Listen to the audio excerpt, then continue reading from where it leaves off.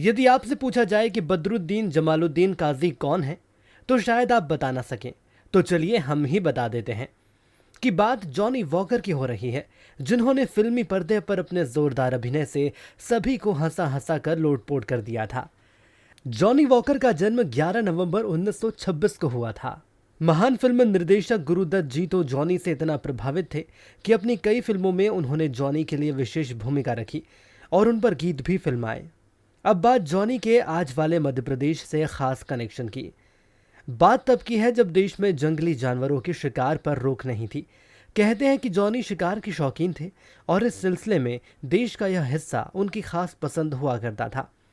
B R. Chopra साहब की कामयाब फिल्म नया दौर की शूटिंग के लिए भी जॉनी जब यहां आए तो शिकार खेलने के शौक को भी उन्होंने पूरा किया।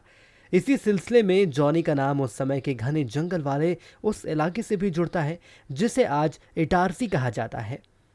जॉनी वॉकर भी वहां शिकार के लिए आते थे। संगीतकार नौशाद इस मामले में उन्हें संगत और संगति दोनों ही देते थे।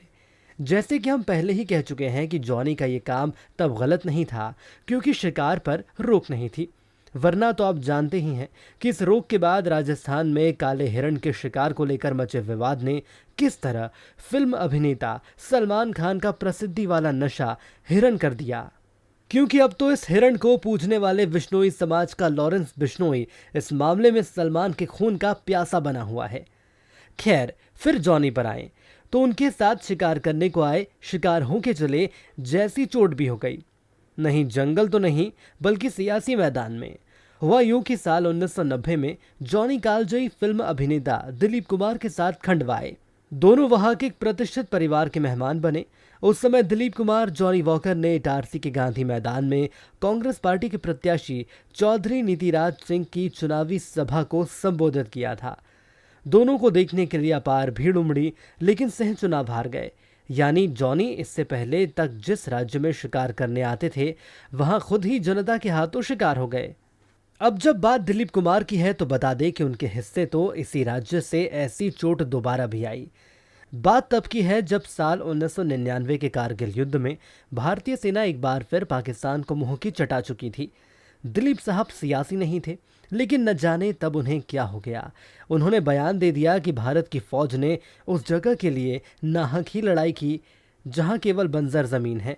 दिलीप साहब के इस बंजर जमीन पर कांग्रेस को अपने लिए भरपूर सियासी खेती का इंतजाम दिखा। जल्द ही दिलीप कुमार भोपाल आए। उन्होंने इस लोकसभा सीट से भाजपा प्रत्याशी के खिलाफ और कांग्रेस के समर्थन में एक पत्रकार वार्ता की। मजे की बात है कि उस समय तक दोनों ही पार्टियों में अपने उम्मीदवार भी घोषित नहीं किए थे।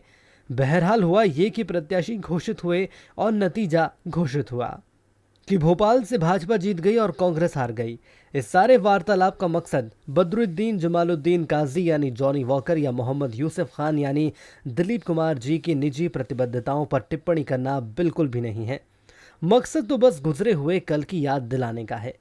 जॉनी साहब साल 2003 में नहीं रहे। जयंती पर उन्हें सादर नमन करते हुए ये बात यहीं समाप्त करते हैं। नमस्कार।